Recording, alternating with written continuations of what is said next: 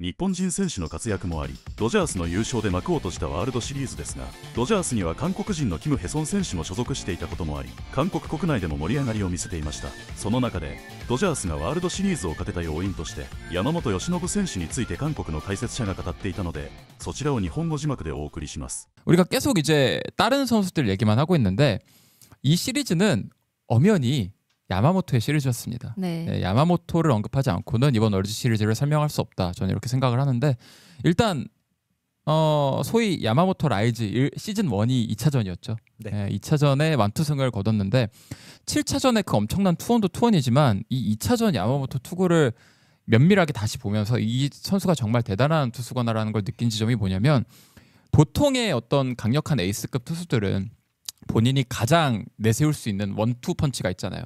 그러니까 구종으로 치면은 뭐 패스트볼 슬라이더라든가 패스트볼 커브라든가 뭐 체인지업이라든가, 약간 싱커를 던지는 선수들 같은 경우에는 뭐 커터, 싱커 이런 걸 던지면서 본인의 어떤 레퍼토리를 특화시키잖아요. 근데 야마모토 같은 경우에는 이 2차전 투구만 보더라도 포심, 스플리터, 커브, 커터를 각각 20개 이상 던졌어요. 그러니까 어떤 특정 구종에 의존하기보다는 레퍼토리를 확장시켜서 정말 골고루 모든 공을 자기가 원하는 때에 원하는 존 안에, 그러니까 커맨드도 다 너무 잘 잡혀있는 투수다 보니까 여러 가지의 구종을 자기가 원하는 타이밍에 맞춰서, 그러니까 타자의 특징까지 고려해서 언제든지 구사할 수 있다는 걸 보여줬던 경기가 아닌가. 그래서 이 선수가 실제로 단순히 뭐 이 네 가지 구종을 20개 이상씩 던졌다 해서 그치는 게 아니라 헛스윙이라든가 콜드 스트라이크, 그러니까 타자들이 그냥 멀뚱멀뚱 바라보는 상태로 당하는 스트라이크까지 해서 각각 17개씩 얻어냈거든요. 근데 이 17개씩 얻어내는 그 과정에서 이 네 가지 구종이 다 골고루 들어가 있어요. 그러니까 어떤 구종을 이용해서든 타자의 타이밍과 어떤 그 노림수를 빼앗아낼 수 있다, 그러니까 이런 거를 보여줬던 경기였고, 종합적으로 봤을 때 뭐 강한 타구 자체는 많이 허용했으나 이 모든 강한 타구들이 다 땅볼로 이어졌거든요. 특히 스플리터. 그래서 참 이 투수는 보고 있으면은 전통적인 어떤 파워피처 에이스의 카테고리에도 부합을 하면서도 삼진 잡는 걸 보면은, 근데 또 막상 이 선수의 투구 내용이라든가 과정, 퀄리티를 보게 되면은 우리가 흔히 얘기하는 피네스 피처의 어떤 약한 타구 만들어내기, 땅볼 유도해내기, 이 모든 걸 갖추고 있는 진짜 토탈 패키지가 아닌가, 그런 생각을 하게 만드는 그런 투구였습니다.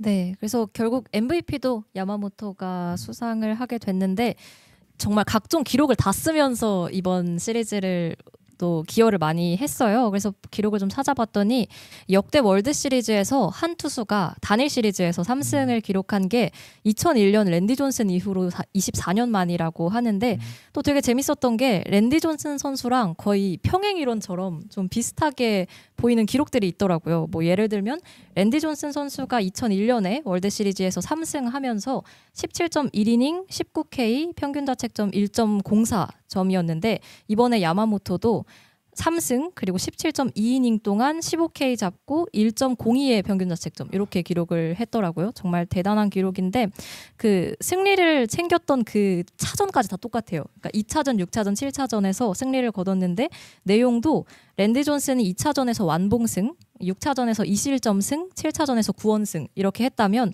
야마모토는 이번에 2차전에 완투승, 6차전에 1실점승, 7차전에서 9원승 거두면서 뭔가 정말 비슷하게 갔는데, 차이점이 있다면 랜디 존슨은 이제 홈에서 3승을 거뒀고 야마모토는 다 원정에서 3승을 거뒀다는 점이 차이가 있었습니다. 그러니까 이런 기록들만 봐도 사실 이번 MVP는 이견의 여지 없이 야마모토가 받는 게 좀 정론이 아니었나 싶었습니다.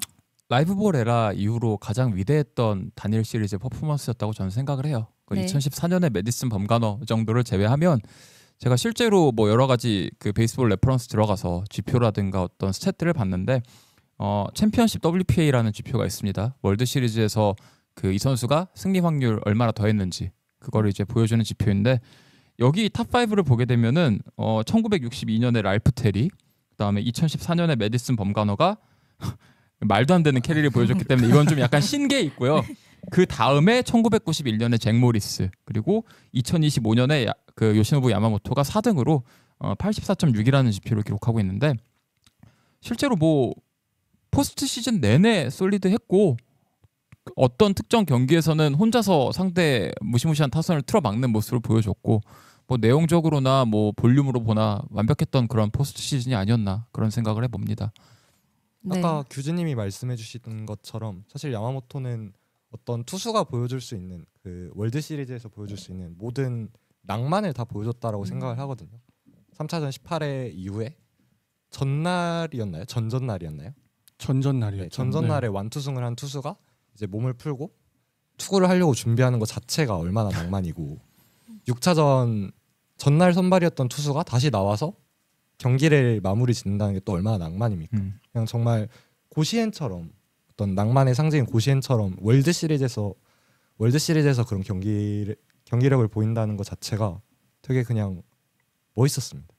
이게 3차전에서 야마모토가 물론 등판을 하진 않았지만 만약에 제가 이제 타자들이라면은 야마모토가 불펜장에 들어가서 몸을 푸는 것만 봐도 아 이거는 우리가 해줘야 한다.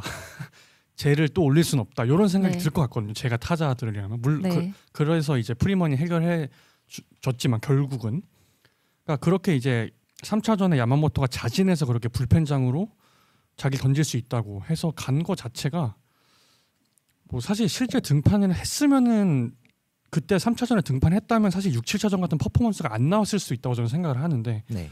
뭐 어쨌든 간에 그 3차전의 승리에도 야마모토가 공을 하나도 던지지 않고도 기여한 부분이 저는 있지 않을까 이렇게 생각을 합니다. 정신적으로 좀 네. 도움이 됐다. 정신무장해. 네. 선수들한테 얘까지 나오게 하지 말아라. 네. 근데 자진해서 나간 게 맞을까요? 본인은 그렇다고 했던 것 같긴 한데 약간 그런 거 있잖아요. 회사나 어떤 뭐 어디 이런 데 가면은 이게 눈치껏 약간 떠미는 듯한 그런 느낌이 아니었나 싶은데 뭐 그럼에도 불구하고 진짜로 저도 3차전 보는데 뭐 해설위원님도 그때 마찬가지였고 갑자기 야마모토가 불펜에서 몸을 풀고 있다는 소식이 들리자마자 카메라가 그쪽을 비춰주는데 저는 현지 해설도 같이 듣고 있었거든요. 이거는 언리얼 말이 안 된다라는 식으로 다들 얘기하더라고요. 실제로 전날 완투한 투수가 바로 그렇게 다음날에 나오는 거는 현대 프로야구에서는 보지 못한 거거든요. 이 고시엔에서도 이런 건 안 할 것 같아. 나오면 안 되는 거예요. 네. 사실. 사실 그 3차전 얘기를 좀 이어서 계속 해보자면 정말 길었잖아요. 3차전 정말 길고 18회까지 가는 걸 보면서 저희 야구공작소 톡방에서도 계속 좀 皆さんいかがでしたでしょうか。山本選手の投球についてはもちろんのこと、第3戦での至難のブルペンについても山本選手の気力や情熱を韓国人の方たちも感じていました。韓国人解説者の方が大谷選手のパフォーマンスに対してのコメントもあったので、そちらの動画も投稿をお待ちください。チャンネル登録と高評価をよろしくお願いいたします。